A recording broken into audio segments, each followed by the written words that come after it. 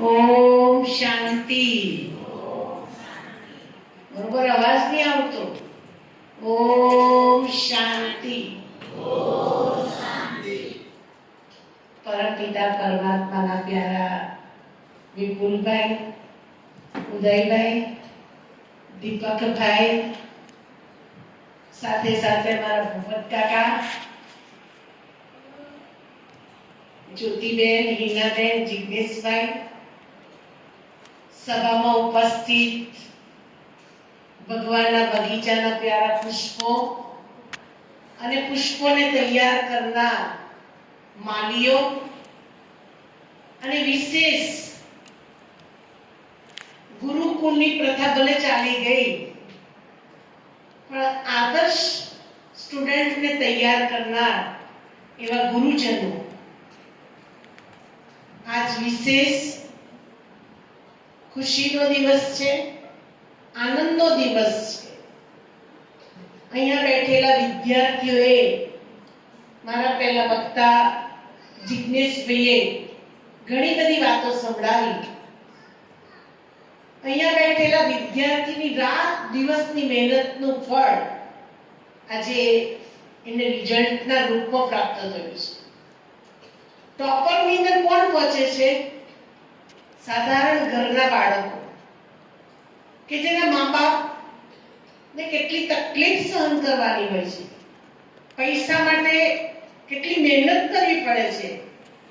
એવા મારા વિદ્યાર્થી ભાઈઓ ને બહેનો કે જે મા બાપનું નામ તમે રોશન કર્યું, ખરેખર કુલ દીપક કોને કહેવાય કે જે કુલનું નામ રોશન કરે છે. આજ પેપરના પાન ઉપર ફોટો આવે, માર્ક્સ આવે, જે ખુશી બાળકને ના હોય એથી વધારે ખુશી માતા પિતાને અને શિક્ષકને હોય છે. કેમ કે મેં જોયું છે કેટલી જગ્યાએ અમે વિદાય સમારંભમાં જઈએ 10મા અને 12મા અને એ લોકોને ઓલ ધી બેસ્ટ માટે જઈએ છીએ તો તેના પ્રિન્સિપાલ, તેના ટીચર ગણ એ વિદ્યાર્થીઓ માટે એટલી ફાઇન સુવિધા રાખે. અમારા હાથે ગુલાબનું ફૂલ અપાવે, તિલક કરાવે કે મારો આ સ્ટુડન્ટ ફર્સ્ટ ક્લાસ ફર્સ્ટ આવે. એટલે ગુરુજનોની મહેનત, માતા પિતાની તપસ્યા અને આપ સૌની સાધના, આ ત્રિવેણી સંગમે માં સરસ્વતીના ઉપાસકોને આજે સિદ્ધિ હાંસલ થઈ છે. અને આ સિદ્ધિ કાયમ માટેની રહે એના માટે હું તમને 5 વાતો સમજાવું છું. પહેલી વાત કે હંમેશા ભગવાનને સાથે રાખજો. ભગવાન અમારા સાથી, જેની સાથે ભગવાન છે એને હર પલ હર ઘડી સફળતા સફળતા છે. એને પ્રોગ્રેસ છે અને પ્રોફિટ છે. ક્યારે? કે ભગવાનને સાથે રાખો. મારો પ્રેક્ટિકલ એક્સપિરિયન્સ સંભળાવો. હું કોલેજના લાસ્ટ યરની અંદર હતી. સેકન્ડ બેલ પડે તે વખતે ખબર પડી કે આજે લોનું પેપર નથી, આજે બીયુ નું પેપર છે. અમે વાંચી ગયા હતા લોનું પેપર અને હાથમાં આવ્યું બીયુ નું પેપર. 1 મિનિટ માટે તે વખત માતાજીને બહુ માનતી હતી, ખોડિયાર માતાને યાદ કરી લીધા કે આખા વર્ષ દરમિયાન મેં મહેનત તો કરી જ છે ને, સ્કૂલમાં અભ્યાસ તો મેં કર્યો જ છે ને, અભ્યાસ અને મહેનતનું ફળ આજે માતાજી કોઈ પણ હિસાબે તમારે મને આપવું પડશે. વિચાર સેકન્ડ બેલ પછી આત્મ પેપર બીજું આવે તે વખત આપણું માઇન્ડ કેવું થઈ જાય? અપસેટ થઈ જાય. માટે મારા વાલા વિદ્યાર્થીઓ, ભગવાનને સાથે રાખજો.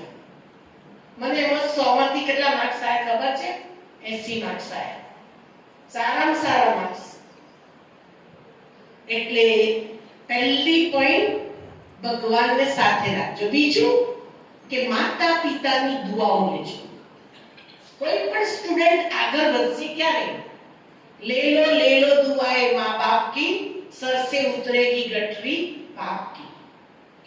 आज कार्तिक की पूजा ना થાય પણ ગણપતિ બાપાની પૂજા થઈ, કેમ કે ગણપતિ બાપાએ એના મમ્મી પપ્પાને મહત્વ આપ્યું. એમ જે વિદ્યાર્થી આ બેઠા છે એ વિદ્યાર્થી મા બાપને હેલ્પફુલ બનો, મા બાપને મદદરૂપ બનો. હું પ્રેક્ટિકલ અનુભવ સંભળાવું. કેટલા સ્ટુડન્ટો એવા હોય છે કે ઘરનું બધું જ કામ એના માતા પિતાને કરવા લાગતા હોય છે. જે વિદ્યાર્થી જે દિવસથી માતા પિતાને મદદ કરતો થઈ ગયો એ દિવસથી દુઆઓનો હાથ એના સર પર હોય છે. ત્રીજું, જેમ જિજ્ઞેશભાઈ આપણને કહ્યું કે આપણે સમાજને ઉપયોગી બનીએ. હજુ તમે બહુ નાના છો તો સમાજને ઉપયોગી બનવા માટે આપણે શું કરવું પડશે? આપણા અડોશી પડોશી કે આપણા સગા સંબંધીને કંઈ પણ તકલીફ આવે તે વખતે દીકરો બનીને એના ઘરે જજો, એને મદદરૂપ બનજો. બા, તમારી કઈ સેવા છે? તમારે આટલું જ કહેશો ને? ના બેટા, બધું બરોબર છે, તું આવ્યો તે કહ્યું એ બદલ તારો આભાર. હું તમને નાની નાની ટ્રિક્સ કેમ શીખવાડું છું? દુઆઓ માટે. કોઈ પણ વ્યક્તિ આગળ વધે છે એની પાછળ દુઆ છે. તો આપણા સગા સંબંધી સ્નેહીજનોની પણ શું કરો? દુઆ પ્રાપ્ત કરો.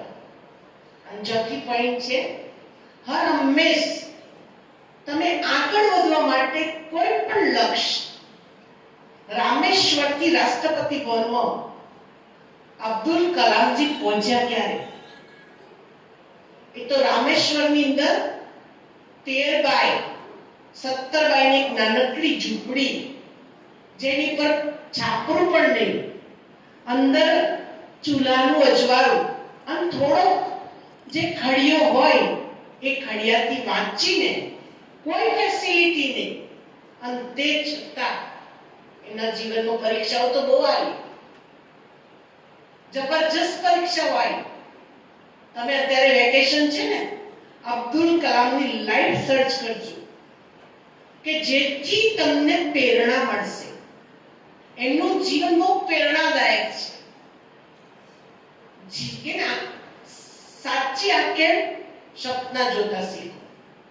એમણે સપનું જોયું હતું કે મારે કંઈક બનવું છે.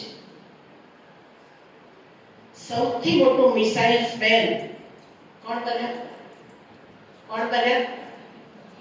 બોલો છોકરાઓ, કોણ બન્યા? એને કોઈ એટલી બધી વ્યવસ્થા હતી? એને જ્યારે લેબ તૈયાર કરવી હતી ને, તો એક ચર્ચની અંદર એને ચાલુ કર્યું અને એક ઓફિસ બનાવી અને બધું મટીરિયલ લાવવા માટે એની પાસે કોઈ વ્હીકલ નહોતું, પણ બળદગાડાની અંદર સાયકલ પર લઈ અને એ ભણતા હતા ત્યારે શું કરતા હતા ખબર?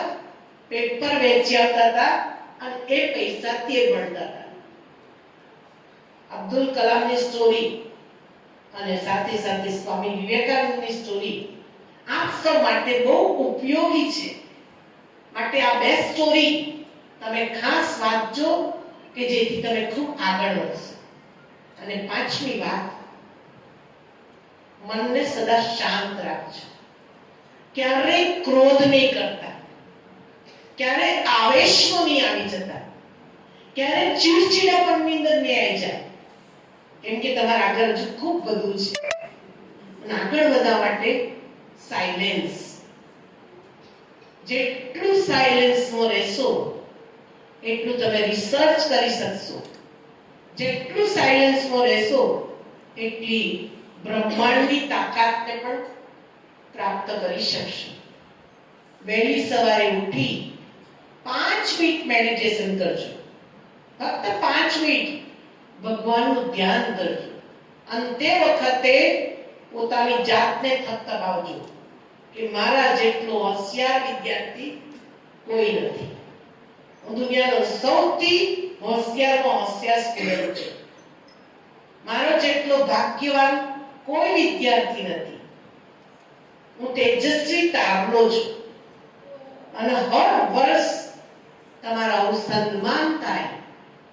આવું નવું સરકાર દ્વારા એવોર્ડ પ્રાપ્ત થાય, સંસ્થાઓ દ્વારા તમને માન સન્માન આપવામાં આવે અને તમારા ટીચરો દ્વારા, તમારા ગુરુજન દ્વારા પણ તમને ખૂબ એવી પ્રાપ્તિ થાય, અનુભૂતિ થાય, એવી આજના પ્રસંગે આપ સૌ તેજસ્વી તારલાઓને ખૂબ ખૂબ અભિનંદન, અભિનંદન, અભિનંદન. સાથે સાથે માતા પિતા, કેમ કે માતા પિતાએ પણ બિચારાએ ખેતરની અંદર મહેનત કરીને બાળકને ભણાવ્યું છે. એટલે ખૂબ ખૂબ અભિનંદનને પાત્ર તો આ તેજસ્વી તારલાઓને મેડલ મળશે, સર્ટિફિકેટ મળશે, પણ એની પાછળ પીઠ બળ એમના મમ્મી પપ્પાનું છે. અને એ મમ્મી પપ્પાએ પણ આજે જેમ અત્યાર સુધી તમારા બાળકને તૈયાર કર્યો, હવે બાળક થોડો મોટો થવાનો, એટલે થોડું ધ્યાન રાખવું પડશે કે કોઈ સંઘની અંદર ના આવી જાય. દુનિયા બગડતી હોય તો બે વસ્તુના કારણે, અન્ન દોષ અને સંઘ દોષ. અન્નથી વ્યક્તિનું મન બગડે છે અને સંઘથી વ્યક્તિનું જીવન બગડે છે. માટે બાળકોને સાચા સંઘ, સારા સંઘ આપવા માટે પ્રેરિત કરજો. મેં તો કેટલી માયોને રડતા જોઈ છે. કેમ કે સંઘ બરોબર ધ્યાન નથી રાખવું. સોનાની કટારી કેળે કોસાય, પેટમાં ના કોસાય.